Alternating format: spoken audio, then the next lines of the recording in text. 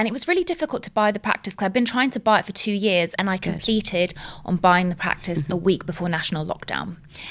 Yes. So you can imagine, yes.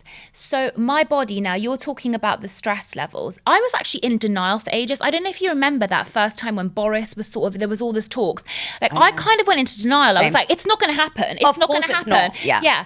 And then what happened is that I think to myself, I almost go into this fight or flight mode where I become more resourceful. And I think I've probably seen that with my parents. I thought, okay, great. I can't go into work. I've got this massive loan to pay now.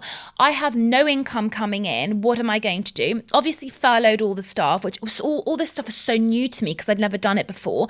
But I kept on my practice manager. And then what I decided to do was provide educational material to my audiences, did lots of Instagram lives. And also what I started doing is that I was doing free consultations over Zoom to discuss and building rapport with potential clients. And a lot of clients were interested in dentistry at the time because I think they were watching themselves on Zoom. They saw the way, and they were like, oh my God, my teeth. I'm suddenly like really conscious about my teeth. So when I did these consultations, I was like, right, hopefully as the government have stipulated, we'll be opening by X amount of time. Would you like to pre-book and secure your appointments? So we were having those conversations with them and essentially it built up a list for when we could open.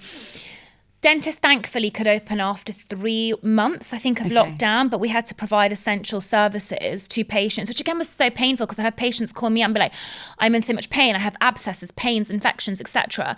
And I was giving them advice on the phone, prescribing antibiotics, triaging and so forth.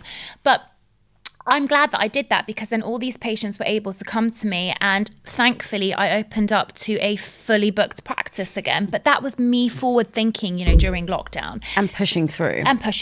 Yeah. But also underneath all of that, the reason why you did it is because you want to help people. Yeah. Exactly. Right? Exactly. And it's building those connections with people. And when we went back to the practice, there was lots of things for me to take on as a new business owner and a new practice owner. And I'm still learning on the job, by the way. How people say you've got to figure out, like you said, like, can you do a manual? You still learn on the job. And I'm expanding. So we went from 3 surgeries. I've built 2 more. So we've gone to 5 surgeries now. And, the vision keeps growing.